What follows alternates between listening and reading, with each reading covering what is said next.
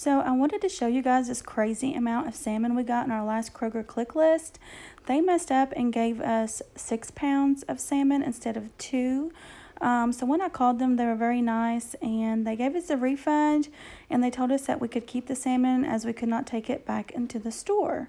So here you see my husband getting the salmon out of the package. We're going to prep it.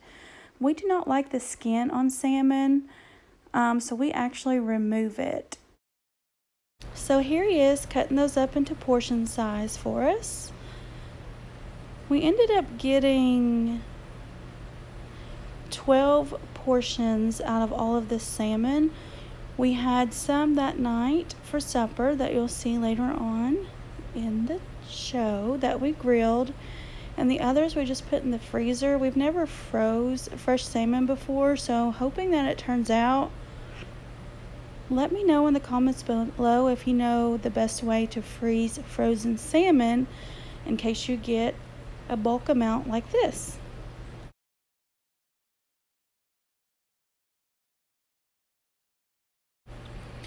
So now that we got all the pieces cut up into portions, he's taking our tomato slicer and removing the skin off the back of the salmon.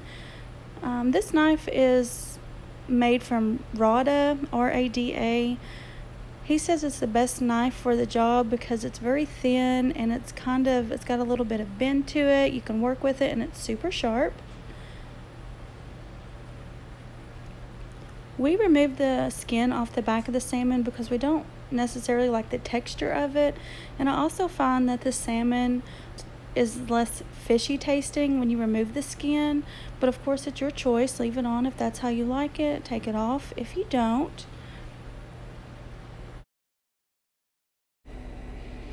Also, let me know in the comments below if you guys prefer to hear the actual noises that go on in a kitchen while you cook, like the cutting, scraping, chopping, etc., or do you prefer to have music in the background?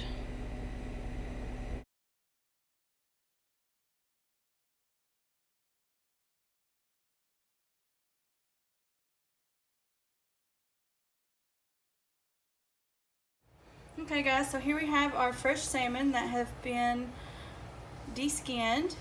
So now we're going to season them up. We're going to put a little bit of oil on each side.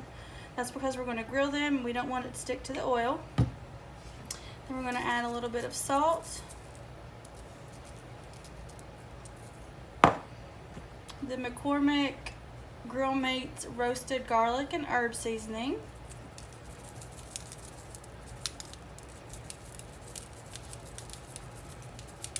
And don't forget to put a little bit on the counter while you're seasoning your salmon. And then we're going to squeeze a little bit of lemon juice. Now we're going to flip these babies over and do the same to the other side.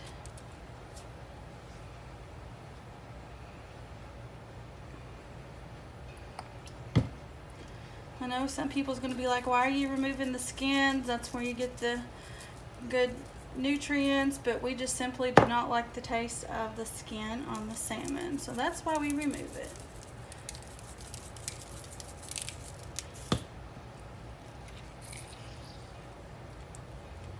Alright, now we're going to light the grill and get it heated up, and we shall return. Y'all, it started to rain while we was prepping that salmon, but thankfully it did not last long, but that's very common here in eastern Kentucky. So here I am scrubbing my taters.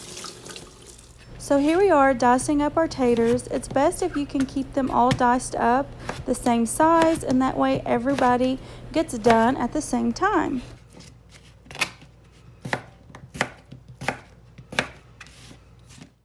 So I tried to speed this clip up so that you don't have to waste time watching me chop taters.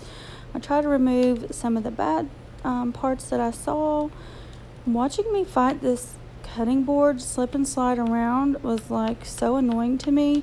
I think from now on I'm going to put like a wet paper towel underneath my cutting board to help stabilize it and to let it stick to the counter so I'm not chasing the cutting board all over the place.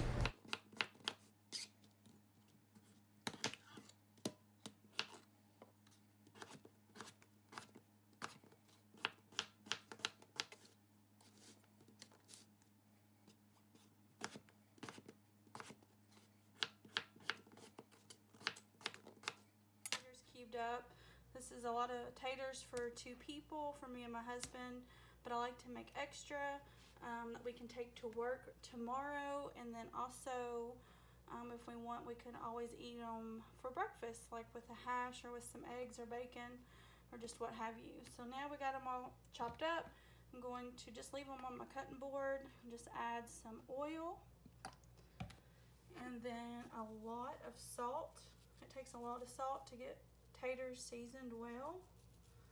So I'm going to throw the salt to them, and then we like to put Mrs. Dash on them. It's got a little bit of everything in it. If you've never tried it, you should give it a try. It's delicious. I'm going to get these mixed up. Use clean hands. And then I'm going to throw these in an oven. I've got my pan lined with parchment paper, and we're going to roast them. My oven tends to cook a little hotter than what it says, so I'm going to do mine about 425, probably for about 25 to 30 minutes.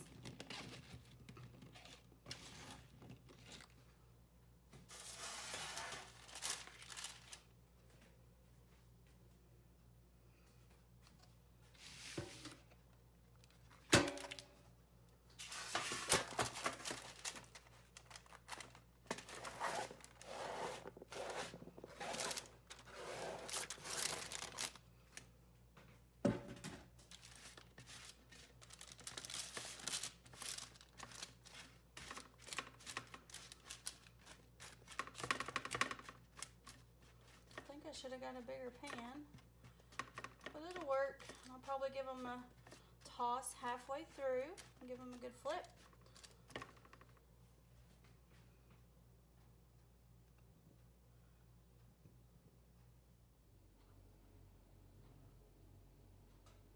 Okay, so the other side we're going to have with our salmon tonight is some good old canned green beans, and I like to put, I don't know, about a knob of butter in my pan, and then I like to just add salt and pepper, and that's pretty much all these need.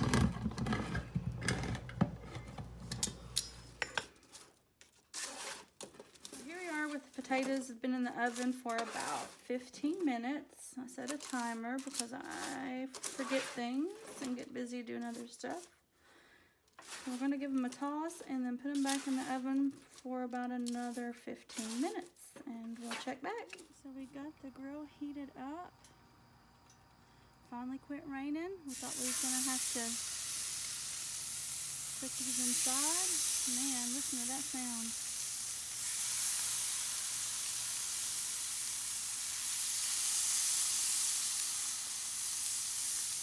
Look at my mater plants, y'all. They're getting so big.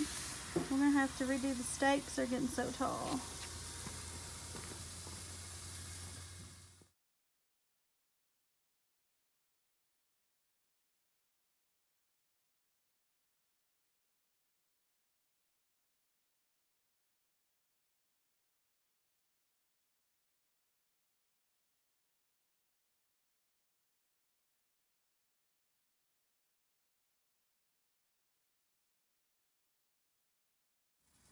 And we're back, guys. These are ready to be flipped. We like to do about 3 to 4 minutes on each side. We love that good crispy crust that you get.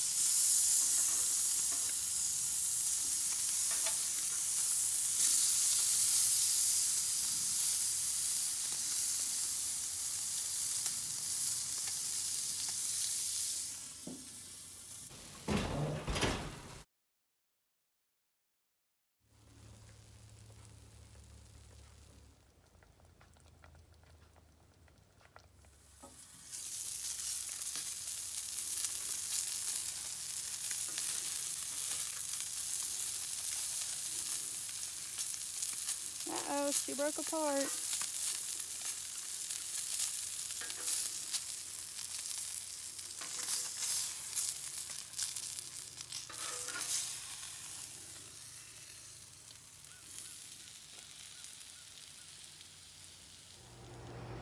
And there you have it, folks. The finished product. Grilled salmon oven roasted potatoes, green beans, and we got a lemon wedge on the side. Thanks. Okay guys, so now I've got my taters all chopped up.